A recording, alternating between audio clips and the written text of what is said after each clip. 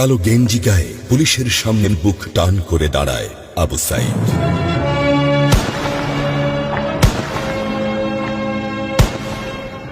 Police তাকে রক্ষা করার বদলে গুলি করে। ঠাস ঠুস কয়েকটা গুলির মধ্যে একটা গুলি লাগে তার কোমরে।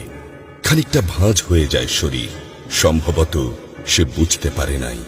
ঘাড় ঘুরিয়ে কোমর দেখার চেষ্টা করে একবার, তারপর আবার আগের মতো আবার দুই হাত প্রসারিত করে সিনা টান করে দাঁড়ায়। ডান হাতে ছোট্ট একটা লাঠি। বিশ্ববিদ্যালয়ের প্রধান ফটকের পাশে বেশ কয়েকজন পুলিশ, হাতে রাইফেল, রাইফেলের তাজা গুলি, আবারও গুলির শব্দ। পরে গুলিটা কোথায় লাগলো বোঝা গেল না। তবে আবু সাইদ টলছে। পড়বে পড়বে ভাব, কিন্তু সে সোজা হয়ে দাঁড়ানোর